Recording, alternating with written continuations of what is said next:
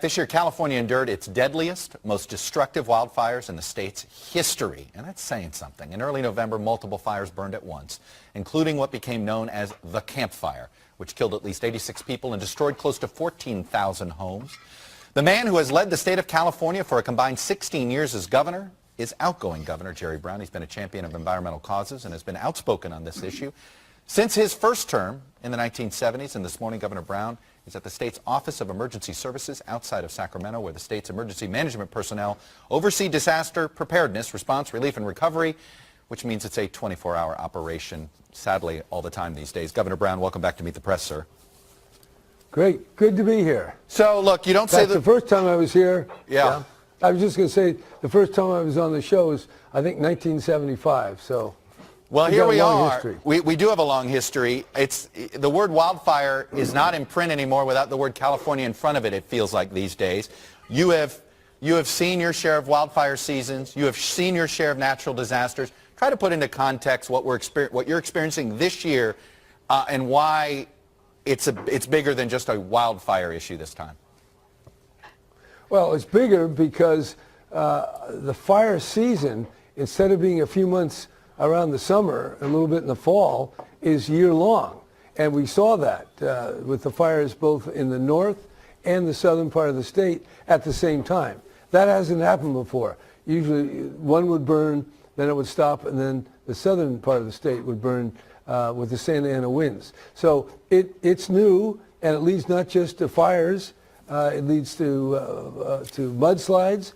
And then, of course, you're going to see with the heavy storms and rains, as the snows melt faster or the rain or don't come at all, we're going to find a lot of inundation of a good part of the state. So we see it.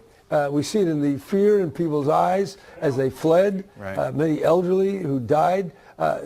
This is real. It's dangerous.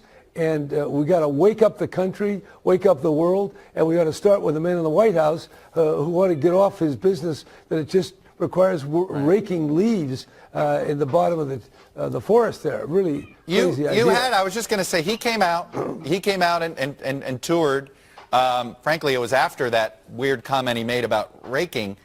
And you seemed to, did you feel like you made any progress in convincing him this is not something that's distinctive or unique to now. This is a larger issue with the climate?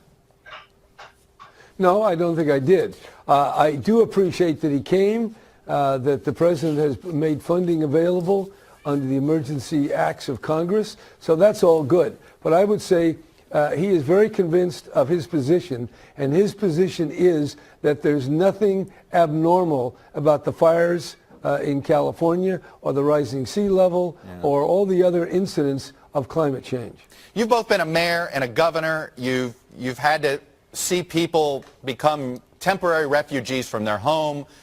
At what point do you feel as if that politicians in positions like the governorship of California are going to have to start proposing restrictions on where people live and basically saying, you know what, we just can't build here because we can't afford to basically maintain people living this close to the water or living this close to wildfire damage or living this close to a place that's susceptible to mudslides? Well, look, now we got to keep making. We have to make those proposals now, but we already have restrictions. People want to go build housing in floodplains. California prevents that, but the zone of danger from fire and a flood is far bigger, much bigger. So the politics of that will unfold slowly. But the facts are on the ground, and the politicians, however painful it will be politically, will follow a course now to restrict building in areas that are just too dangerous. I got to ask you, I'm curious about the Yellow Vest movement and what you think, why that has been such a struggle for Macron there, and what lessons we should take away here. I want to Joanna Heyer, who writes this in City Lab.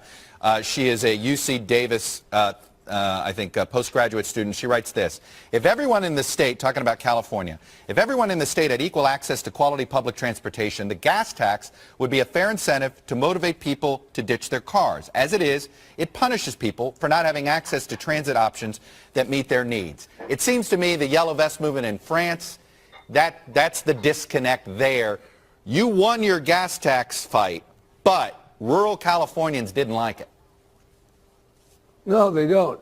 They don't like a lot of things. They voted against housing bonds. They voted for the Republican Cox, who didn't even make 40%. So there's the same divide in California as in America. The red is different than the blue, and it's associated definitely with rural areas. But I would say in terms of what happened in France, I believe the president cut back on taxes for the very wealthy. At the same time, he imposed what is essentially a sales tax on working and poor people. So that was very different than our own gas tax, when we taxed the wealthy very substantially, and then we went to the state and said, stick and reaffirm this gas tax, and they did by over 13 points. It's incredible. So people are ready to build if they believe that the money will be spent right, and they understand it's helping their community. So yes, we need more rapid transit. We need trains. Yeah. We need more efficient cars. We need all of that, and that's why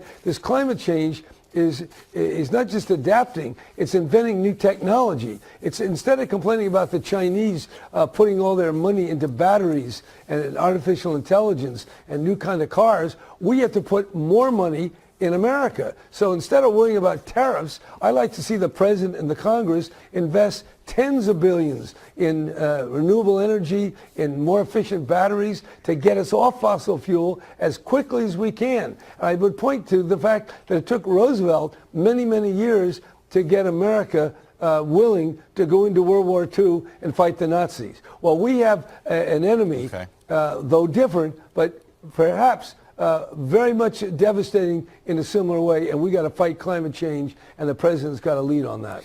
I want to get you to respond to something that was written in the LA Times earlier this month by Jacques Leslie, and it goes this way. In recent years, the state has suffered an array of environmental woes, to varying degrees climate-related. The catastrophic fires, drought, heat waves, encroaching sea levels, dwindling fish stocks, toxic air quality, to name just a few. Jerry Brown's climate efforts have been profoundly important. It's a measure of the breadth of the environmental crisis that they haven't been nearly enough. And it was very both complimentary, and at the same time it wasn't enough. Is that how you feel as you leave the governorship? You've done everything you can and you feel like it still wasn't enough, or is there more you could have done? No, not enough. Not even close. And not close in California, and we're doing more than anybody else, and not close in America or the rest of the world.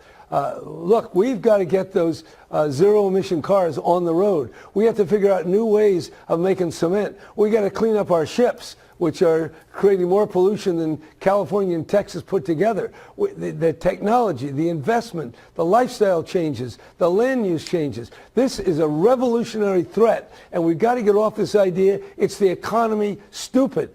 No, it's the environment, it's the ecology that we have to get on the side of, and we only do that with wisdom, with investment, and widespread collaboration and working together. So that's a good criticism. Some of his ideas I thought were not as important as the ones we're trying to push. But I knew it was going to bring out that final answer, and I think it was about as good of a summary of what needs to be done as anybody could have put together. Governor Jerry Brown, as you pointed out, you've been coming on Meet the Press since 1975. I hope this is not your last appearance, sir. I look forward to it again. Okay, I hope not either. All right. Hey, NBC News.